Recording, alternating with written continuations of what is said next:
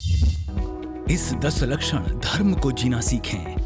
Theory बहुत बड़ी, आओ करें धर्म का प्रैक्टिकल। धर्मनगरी सतना में आयोजित होने जा रहा है अरहम स्वधर्म शिविर, श्रावक संस्कार शिविर।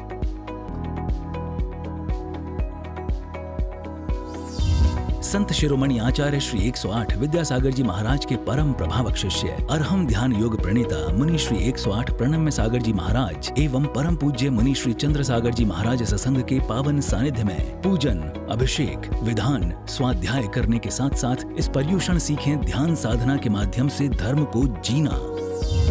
ऑफलाइन शिविर गुरु सानिध्य में सतना में और स्टूडेंट्स, प्रोफेशनल्स और बाहर रहने वाले श्रावकों के लिए अपने समयानुसार ऑनलाइन शिविर में भाग लेने का भी अवसर। लिमिटेड सीट्स, तुरंत रजिस्टर करें। संपर्क 9289803342।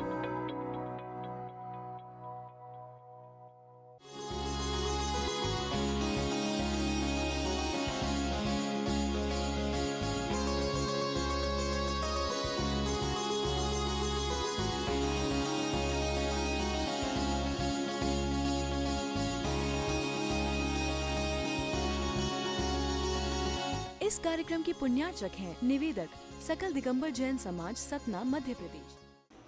आज धर्म का दूसरा दिन है। धर्म के अनेक पहलू हैं और धर्म का एक स्वरूप होते हुए भी अनेक अनेक पहलुओं से जानने का भाव, ज्ञान इन 10 दिनों में हमें प्राप्त होता है। कल जिस क्षमा भाव को हमने जाना था, सीखा था, उसी क्षमा भाव को नहीं होने देने के लिए एक और भाव हमारे सामने आता है जिसे हम मान कहते हैं। अधिकतर लोग ये समझते हैं कि क्षमा भाव क्रोध के अभाव में आता है, किंतु ऐसा मानना मैं परिपूर्ण नहीं समझता। क्षमा की प्राप्ति केवल क्रोध के अभाव से नहीं हो सकती। क्षमा यदि हमारा स्वभाव है तो उस स्वभाव का विघात करने के लिए एक दूसरा बहुत बड़ा कारण है जिसे मान कहते हैं। धर्म हमारा स्वभाव होता है और धर्म के जितने भी भाव हैं वो सब हमारे स्वभाव हैं। क्षमा भी हमारा स्वभाव है और मान के अभाव से जो मृदुता मिलती है वह भी हमारा स्वभाव है। अगर हम बहुत सारे स्वभावों को पकड़ना चाहें तो हम अलग अलग भी उनको पकड़ सकते हैं, और अगर हम एक स्वभाव को पकड़ करके चलें तो हम सारे विकारों को या विभावों को दूर करके उस एक स्वभाव की प्राप्ति भी कर सकते हैं। जब हम मान को देखते हैं तो वह मान भी एक कारण बनता है जो हमारे अंदर क्षमा उत्पन्न नहीं होने देता है, हमें स्वाभाविक नहीं होने देता है, सहज नहीं होने देता है।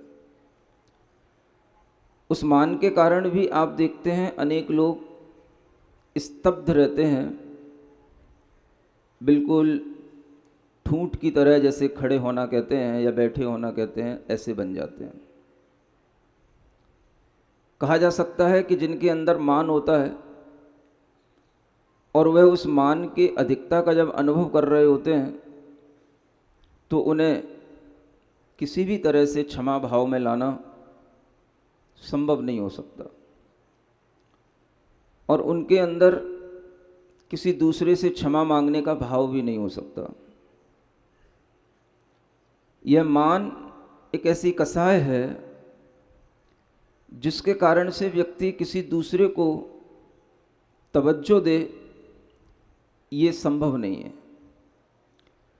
व्यक्ति दूसरे को सम्मान दे, व्यक्ति दूसरे को माने तो मान मना करता है, दूसरे का सम्मान क्यों, दूसरे से क्षमा क्यों, दूसरा इतना बड़ा कैसे हो गया कि मैं उससे क्षमा मांगूं, मैं उसके सामने हाथ जोड़ूं, मैं उसके सामने विनय से पेश आऊं। ये मान कसाई होती है जो भीतर से मना करती है, और ये मान कसाई के कारण से जब मन इस कसाई की बात में आ जाता है तो वह बिल्कुल वहीं के वहीं टिका सा रह जाता है। स्तब्ध होने का मतलब होता है बिल्कुल ठूंठ की तरह बैठे रहना, ठूंठ की तरह अविचल रहना, ठूंठ की तरह खड़े रहना, ठूंठ की तरह बिल्कुल कूटस्थ हो जाना। ठूंठ जानते हो?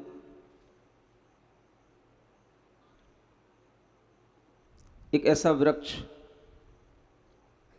जिस पर कोई फल फूल नहीं है, पत्ते नहीं हैं, कोई शाखाएं भी नहीं हैं, और उसके सारे शाखाएं उपशाखाएं टूट चुकी हैं, कट चुकी हैं, और फिर भी वह एक तना हुआ खड़ा रहता है, उसको ठूंठ कहते हैं। ऐसे ठूंठ की तरह व्यक्ति स्तब्ध हो जाता है।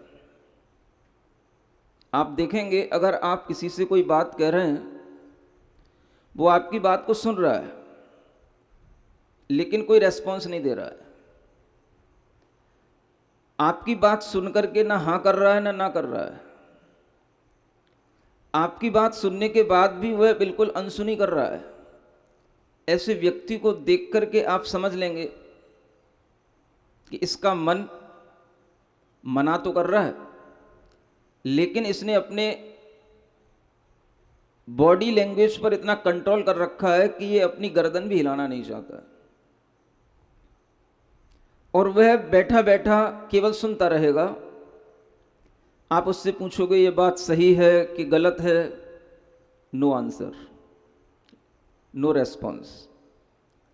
व्यक्ति के अंदर इस तरह की जब मनोस्थिति बनती है तब उस मन स्थिति का मुख्य कारण होता है उसके भीतर का मान।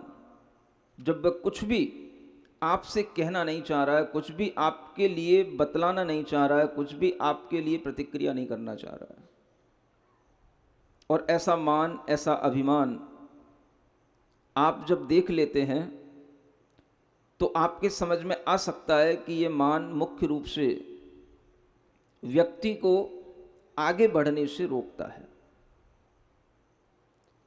यह मान व्यक्ति के अंदर वो चीजें नहीं जाने देता जो उसके विकास के लिए जरूरी हैं, और इसी मान अभिमान के कारण से व्यक्ति कभी कभी ये भी जानता है कि अगर हम किसी दूसरे से कोई बात पूछें तो शायद हमें उसका सही उत्तर मिल जाए, लेकिन उसकी मान कसाई कहती है नहीं, उससे मत पूछो, नेट पे सर्च कर लो, सब मिल जाएगा।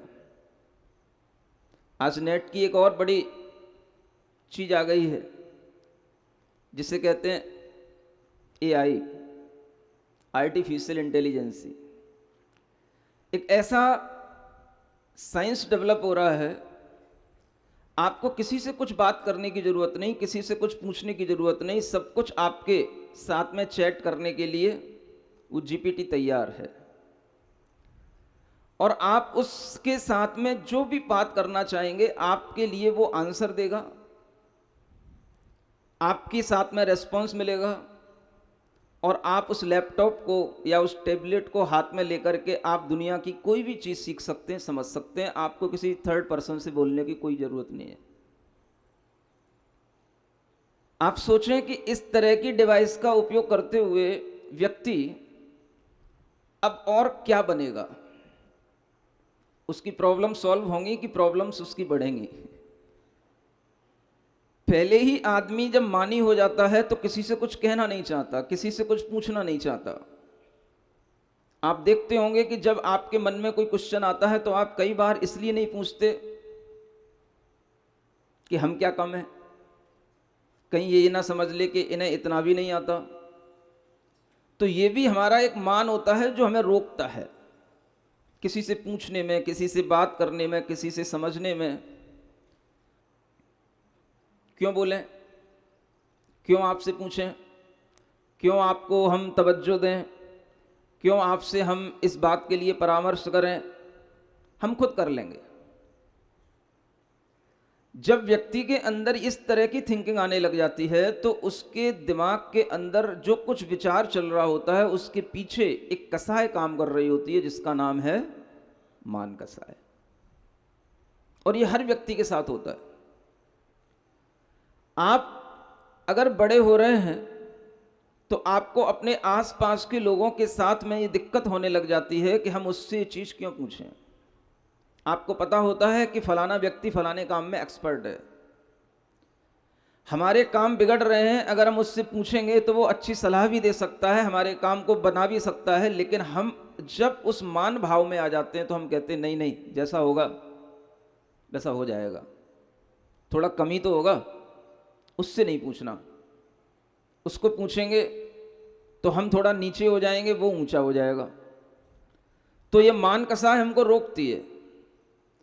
हमें उसके साथ में जुड़ना भी नहीं है, हमें उससे पूछना भी नहीं है, हमें उसको बहुमान भी नहीं देना है, क्योंकि बहुमान देने के लिए मना करती है भीतर की बैठी हुई मान कसाय।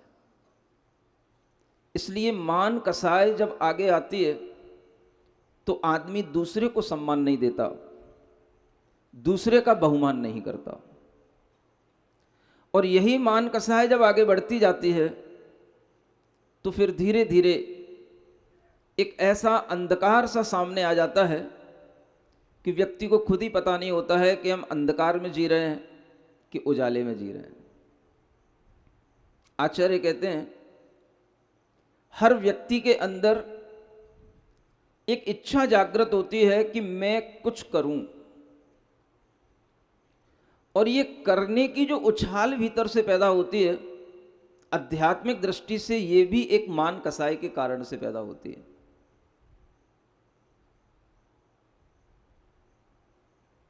कौन सी कसाय? ये मान कसाय क्या कराती है? आपसे कहेगी कुछ ऐसा काम करो जिससे जगत में कुछ नाम हो, लोग तुम्हें जाने पहचाने, ऐसा कुछ काम करो। बचपन से ही बच्चे के दिमाग में हर माता पिता भरता है, बेटा बहुत बड़ा बनना है, बड़ा आदमी बनना है, माता पिता का नाम रोशन करना है, माता पिता का नाम रोशन करना है। और वह माता पिता के नाम को रोशन करने के लिए ही जिंदगी अपनी खपाता है। जब व्यक्ति नाम के लिए, किसी के नाम को रोशन करने के लिए या अपनी नाम बढ़ाई के लिए कुछ करने की इच्छा करता है तो वहीं से अहंकार पनपने लग जाता है। ये अहंकार होता है जो हमें कहीं ना कुछ करने के लिए भीतर से प्रेरणा देता है। और इसी अहंकार के कारण से चक्रवर्ती के सामने जब चक्ररत्न आ जाता है तो वो दुनिया पर विजय प्राप्त करने के लिए एक यात्रा निकालने को मजबूर हो जाता है। पूरी दुनिया के अंदर 6 खंड में अपनी तमाम सेना को लेकर के, अच्छोणी सेना को लेकर के निकलता है। और दुनिया के अंदर ऐसा कोई कोना नहीं बचता, ऐसा कोई राजा नहीं बचता जो उसकी गुलामी स्वीकार ना कर ले। इतना दल बल के साथ निकलना उसकी शोहरत को बढ़ाने के लिए होता है। और वह चक्रवर्ती इस बात के लिए यह संदेश देना चाहता है कि इस दुनिया में मैं ही एकमात्र राजा हूं, मैं ही यहां का सम्राट हूं। जानते हो वो चक्रवर्ती के पास में कौन सी दृष्टि होती है?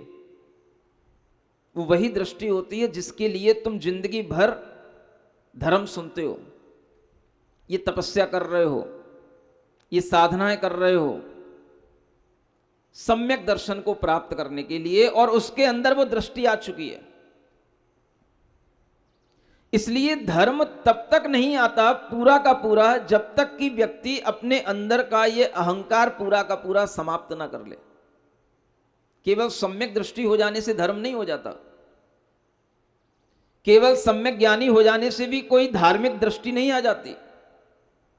आपका अहंकार जब आपका सर चढ़ करके बोलेगा, तब तक आपके अंदर का सम्यक दर्शन भी आपको बचा नहीं पाएगा।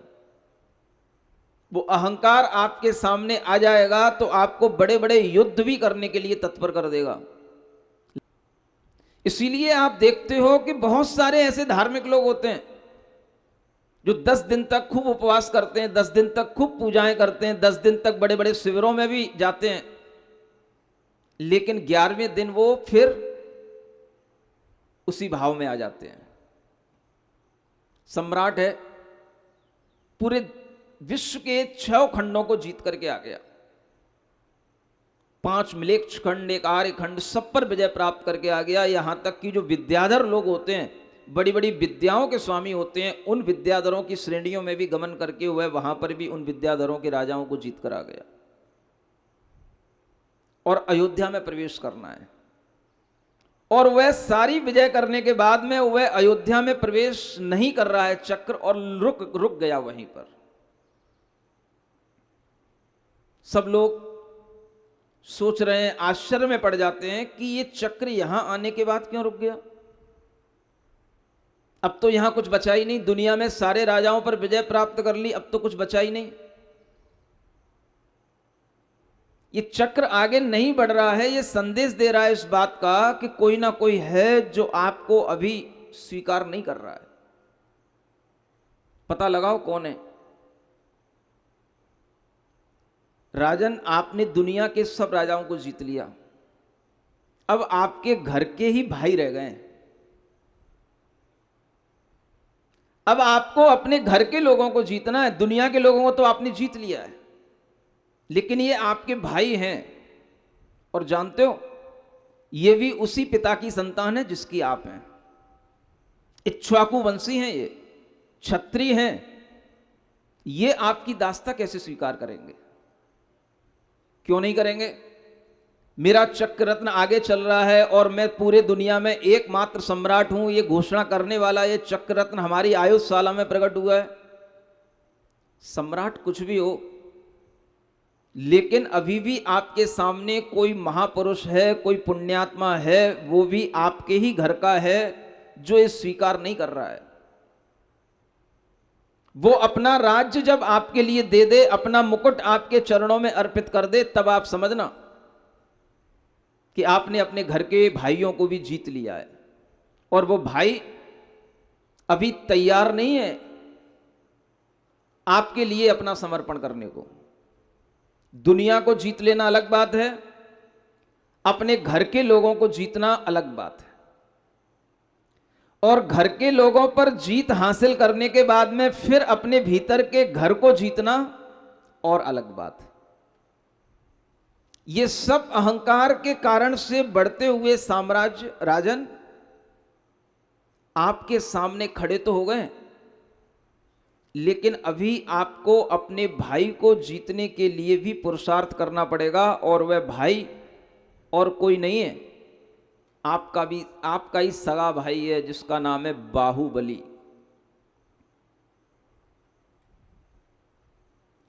उन बाहुबलियों के पास में अपने संदेश को पहुंचाओ, उनसे कहो कि मैं यहां का चक्रवर्ती हूं, और वह ये स्वीकार करे कि हां मैं यहां का चक्रवर्ती हूं। तो बाहुबली के पास संदेश पहुंचते हैं, दूत पहुंचते हैं, और बाहुबली सबको सुनने के बाद में उसे ऐसी तुच्छता की दृष्टि से देखते हैं। बोले, कहां का चक्रवर्ती? अरे वो पूरे दुनिया में अपना चक्र घुमा के आया है। अरे वो तो कुमार भी कर लेता है, वो कुमार भी घुमाता रहता है अपना चक्का। अरे बाप रे बाप, उस दूत के तो होश उड़ गए कि इतने बड़े चक्रवर्ती का अपमान उसने कुमार की उपमा देकर के कर दिया। और उसने जाकर के सीधा भरत से कह दिया, आपका बाहुबली भाई नहीं है, आपका दुश्मन है। वो किसी भी तरह से आपके बस में होने का नहीं। और अब एक ही मात्र काम रह गया है कि बस युद्ध किया जाए। और दोनों के बीच में एक युद्ध की योजना बन जाती है, और दोनों के बीच में युद्ध होने लग जाता है। और युद्ध होने के बाद में फिर एक ऐसा दृश्य सामने आ जाता है कि बाहुबली छोटे हैं, भरत बड़े हैं, तो भी बाहुबली को एक भीतर से ग्लानि आ जाती है, एक शर्म आने लग जाती है कि ये क्या हो रहा है, कि उन्होंने उसी समय इस दुनिया से मुंह मोड़ लिया और सारा राजपाट त्यागना क्या है, सब कुछ उससे अपना मोह छोड़ करके एकांत जंगल में निकल गए और सब कुछ त्याग करके बिल्कुल वीतराग बनकर के, दिगंबर मूर्ति बनकर के खड़े हो गए। कभी कभी दूसरे के लिए सब कुछ छोड़ देना भी अपनी बहुत बड़ी जीत होती है, पराजय हासिल कर लेना भी महापुरुषों के सामने अपनी बहुत बड़ी जीत होती है। और बाहुबली ने वही किया, भरत को कह दिया, छोड़ दिया, इस राज्य के राजा आप बनो, और अगर मैं आपके राज्य में बनने, आपको चक्रवर्ती बनने के बीच में कांटा लग रहा हूं तो मैं निकल जाता हूं यहां से। और वो निकल गए, खड़े हो गए, और वहां पर खड़े होने के बाद में उन्होंने तपस्या की, और उस तपस्या में भी वो क्या कर रहे हैं, अभी उस तपस्या में भी उन्हें उसी अंधकार को जीतना है जिस अंधकार की बात हम आपसे कह रहे थे। दृष्टि समीचीन बनने के बाद भी अहंकार सिर चढ़ करके बोलता है, ज्ञान सम्यक ज्ञान होने के बाद भी अहंकार सिर चढ़ करके बोलता है, और चारित्र भी जब तक अंतर्मुखी न हो तब तक अहंकार सिर चढ़ करके बोलता है। इसलिए आप देखना, बहुत से ऐसे भी लोग होते हैं जो अपने चारित्र की रक्षा करने के लिए दूसरे के चारित्र पर लांछन लगाते हैं। बहुत से ऐसे भी लोग होते हैं जो अपने व्रतों की रक्षा करने के लिए, अपने आप को बड़ा बनाने के लिए, अपने आप को प्रतिष्ठित करने के लिए दूसरों को नीचा दिखाते हैं, निंदा करते हैं दूसरों की। यह भी एक बहुत बड़ा अहंकार होता है। और यह अहंकार तभी छूटेगा जब आप बिल्कुल अंतर्मुखी हो जाओगे। और अंतर्मुखी होने का मतलब है ध्यान में स्थित हो जाना। जब आप ध्यान में स्थित होगे तब आपके अंदर बाहर का कोई भी व्यक्ति, कोई भी वस्तु आपके ध्यान को जब विचलित नहीं करे और आपका मन उस ओर न जाए, तब आप अपने चित्त ज्योति की ओर आना शुरू करोगे।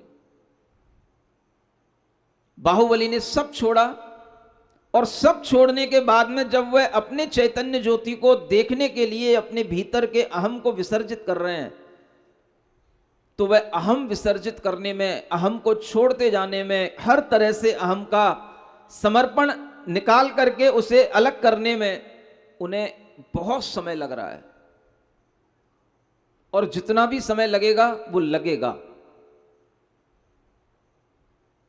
आप ध्यान में बैठ जाते हो, चाहे खड़े हो जाते हो, आपको महसूस होता है कि ध्यान में बैठने के बाद भी हमें वह महसूस नहीं हो रहा है, वह प्रकाश नहीं आ रहा है जो आना चाहिए।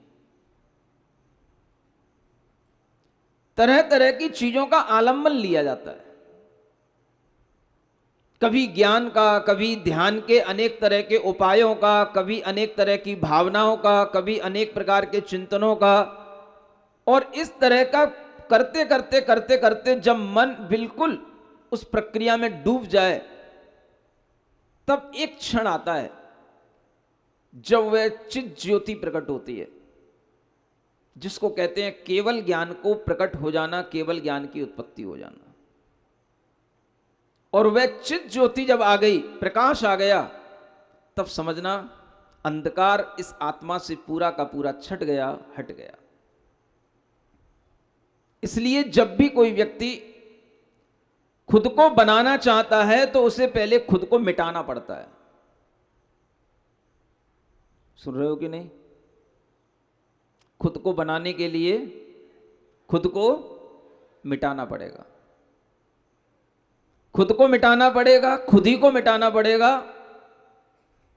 तब आपको दिखाई देगा कि मैं खुद ही खुदा बन गया हूं। केवल ज्ञान प्राप्त हो जाना माने खुद में ही खुदा बन जाना। लेकिन वह बनने के लिए पहले आपको अपने आप को इतना खोद देना पड़ेगा कि आपके भीतर कहीं से कहीं तक कुछ रहे नहीं। मिटा दो खुद को, इतना मिटा दो कि आपके लिए कहीं कोई भाव ही ना रहे कि मैं इस दुनिया में कुछ हूं, किसी के लिए हूं और किसी के लिए कुछ कर रहा हूं, किसी के लिए कुछ बना रहा हूं। जब इतना सब मिट जाएगा तब जाकर के वह चित ज्योति प्राप्त होगी। और उस चित ज्योति को प्रकट कर लेने का नाम ही है केवल ज्ञान को प्रकट कर लेना। उस केवल ज्ञान को प्रकट करने का नाम ही है अपनी आत्मा की शुद्ध दशा को प्राप्त कर लेना। ये प्रकार, ये आयाम, जो भी ये उपाय आपके सामने हैं, ये सब उपाय उस अंधकार को दूर करने के लिए होने चाहिए और होते हैं। और उसको दूर करने के लिए क्या करना पड़ता है? तद भूतार्थ परिग्रहेण विलयम यद्येकवारम वृजेत। जो ये अंधकार अगर दूर होगा तो भूतार्थ के परिग्रहण से होगा। भूतार्थ क्या होता है? भूतार्थ का मतलब होता है भूत माने जीव और अर्थ माने प्रयोजन। जिसका प्रयोजन केवल जीव के साथ रह जाए, अपनी आत्मा चेतना के साथ रह जाए, उसका नाम है भूतार्थ। उस भूतार्थ के प्रयोजन के साथ में जो व्यक्ति अपना समय निकालेगा, तभी उसके भीतर का अंधकार दूर होगा, उसके अंदर की चित ज्योति प्रकट होगी। और एक बार अगर उसका अपने से अपने में ग्रहण हो गया, एक ही बार होना है, वो बार बार नहीं होना है, बस एक बार वो ग्रहण हो गया, तो फिर उस ज्ञान स्वरूप आत्मा के अंदर किसी भी तरह के कर्मों का बंधन फिर नहीं हो सकता है। और वह आत्मा कर्म से मुक्त हो जाता है।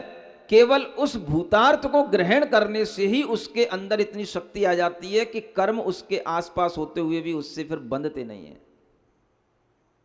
तत्किम ज्ञान घनस्य बंधन महो भूयो भवेद आत्मन। फिर उस आत्मा के लिए जो ज्ञान घन आत्मा है, उसके लिए पुनः बंधन कैसे हो सकता है? अर्थात नहीं हो सकता है। दोनों चीजें एक साथ नहीं रह सकती हैं। इसलिए ज्ञान प्रकाश है और मान अंधकार है। यह यहां से सिद्ध होकर के आता है। प्रकाश क्या है? अपनी आत्मा का ज्ञान, अपनी आत्मा का ही ज्ञान प्रकाश है और कोई प्रकाश प्रकाश नहीं है।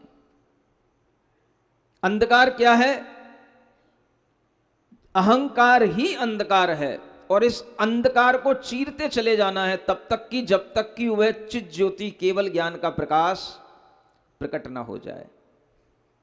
और उसको प्रकट करने के लिए कोई उपाय हैं, साधन हैं, तो वह ध्यान है। और ध्यान करने के लिए भी हमें अनेक तरह के साधन मिलते हैं। उन एक साधनों में सबसे अच्छा साधन जो आपके लिए सरलता से ध्यान में आपको प्रविष्ट करा दे, उसका नाम है अरहम ध्यान। जिसका ध्यान करोगे वही बनोगे। अरहम का मतलब ही क्या है? अरहम का मतलब ही है अरहंत और सिद्ध। अरिहंत और सिद्ध का मतलब क्या है? केवल ज्ञान से प्रकाशित आत्माएं, शुद्ध आत्माएं। जब हम उस अरहम को अपने अंदर किसी भी शरीर के अंग पर ध्याते हैं, तो वह केवल ज्ञान का प्रकाश हमारे स्मरण में आने लग जाता है। चैतन्य ज्योति हमारे स्मरण में आने लग जाती है। इसलिए यह कहा गया अरहम ही चित ज्योति है। अरहम अरहत सिद्ध। ये अरहम कोई अरहत कहते हैं, अरहम कोई सिद्ध कहते हैं, अरहम कोई साधु कहते हैं। अरहम ही मंगल है। अरहम लोक प्रसिद्ध। लोक में आपको प्रसिद्धि दिलाने वाला, लोक में आपको सिद्धि दिलाने वाला और लोक में सबसे ऊपर अग्रभाग पर पहुंचाने वाला ये अरहम ही है। इस अरहम के ध्यान से जब आप बिल्कुल अरहममय हो जाएंगे, तो अहम दूर दूर तक फिर हमें छू नहीं पाएगा। जब तक अहम रहेगा तब तक अरहम नहीं होगा, और जब अरहम आ जाएगा तो फिर अहम गायब हो जाएगा। इसलिए ये अहम को छोड़ करके अरहम से मिलकर के अरहम की यात्रा करके अरहममय बनना, ये ध्यान से संभव है। अपने अहम को छोड़ते हुए अपने अंदर मैं ये हूं, मैं वो हूं, मैं इस तरह का हूं, मैं उस तरह का हूं, मेरी ये योग्यताएं, मेरी वो योग्यताएं, ये सब जब तक बस्ते में बांध करके नहीं रखोगे, क्या सुन रहे हो? अभी बस्ते में बांधने की चीज हो तो बस्ते में बांधी जाए, लेकिन फिर भी बांधना तो पड़ता ही है। जब तक इन सब विकल्पों को, इन सब विचारों को जब तक आप बिल्कुल तोड़ मरोड़ करके बस्ते में बांध करके इनसे पिंड नहीं छुड़ाओगे, तब तक आपका मन कभी भी प्रकाश की ओर आ नहीं सकता। इसलिए अहंकारी आत्मा कभी भी किसी को क्षमा नहीं कर सकता। आप देख लेना, क्षमा करने में जो कष्ट होता है वो इसीलिए होता है क्योंकि हमारा अहम नहीं कहता है कि हम दूसरे से क्षमा मांगें। हमें दिखाई देता है उसने हमारे साथ में गलत किया है, लेकिन हमें यह दिखाई नहीं देता है कि यह गलत करने के लिए भी इसके जिम्मेदार हम ही थे, आज नहीं कभी ना कभी। और यह अंधकार हमारे अंदर जो ज्ञान उत्पन्न नहीं करने देता है, इसी का नाम अहम है। इसलिए अभी आप इससे क्षमा भाव से छुटकारा मत पा लेना कि भाई क्षमा धर्म कल था, आज तो दूसरे धर्म की बात करो महाराज, एक धर्म की बात आप दूसरे दिन करने बैठ गए। हमें तो वही बात करनी है जो बात करने योग्य है, और हम वही बात करते हैं जिस बात से आपका हित होता है। और आपके लिए अगर ज्यादा ज्ञान दिया जाए तो आपका अहित भी हो सकता है। इसलिए ज्ञान एक ही हो लेकिन अनेक तरह से आपके भीतर आ जाए तो शायद आपके लिए वो ज्ञान हितकर हो जाए। आपके अंदर ये भाव आना चाहिए कि क्षमा से बढ़कर के कोई मृदुता दूसरी बड़ी चीज नहीं है। मृदुता तो अपने आप आ जाएगी, मार्दव तो उसके पीछे पीछे आएगा। बस मन को, आचार्य महाराज बोलते मन को मार दो तो मार्दव धर्म आ गो। ये आचार्य महाराज के वचन है। मार दो, मन को जो मार देगा उसके अंदर मार्दव धर्म आ जाएगा। मन को मारने का मतलब ये मन में और कुछ होता ही नहीं है अहंकार के अलावा। तो जितना आप मन को मारोगे, मन को मरोड़ोगे, मन के विकल्पों को तोड़ोगे, उतना ही आपका मन मरेगा, मतलब आपके भीतर का अहंकार मरेगा। क्योंकि मन अहं की पर्यायवाची शब्द है, मन अहम का पर्यायवाची एक पर्याय है। मन और कोई चीज नहीं है, सिर्फ अहम के साथ जीने वाला है मन। इसलिए मन मनमानी करता है। लेकिन जब आपको कोई रास्ता नहीं दिखता तोड़ने का तो आप मजबूर हो जाते हो, तब आपको वो काम करना पड़ता है। और आपने अगर मजबूरी से ऐसा नहीं किया हो, मंजूरी दे दी हो, तो समझ लेना कि आप वास्तव में धर्म कर रहे हैं।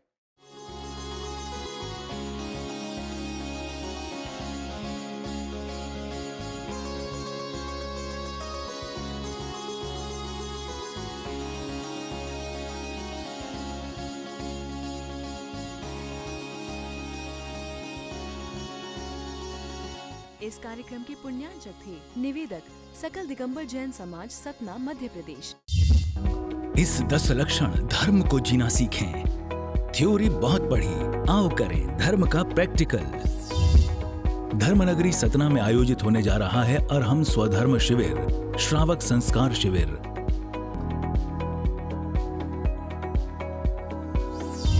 संत शिरोमणि आचार्य श्री 108 विद्यासागर जी महाराज के परम प्रभावक शिष्य, अरहम ध्यान योग प्रणेता मुनि श्री 108 प्रणम्य सागर जी महाराज एवं परम पूज्य मुनि श्री चंद्र सागर जी महाराज सत्संग के पावन सानिध्य में पूजन, अभिषेक, विधान, स्वाध्याय करने के साथ साथ इस पर्युषण सीखें ध्यान साधना के माध्यम से धर्म को जीना। ऑफलाइन शिविर गुरु सानिध्य में सतना में, और स्टूडेंट्स, प्रोफेशनल्स और बाहर रहने वाले श्रावकों के लिए अपने समय अनुसार ऑनलाइन शिविर में भाग लेने का भी अवसर। लिमिटेड सीट्स, तुरंत रजिस्टर करें। संपर्क 9289803342।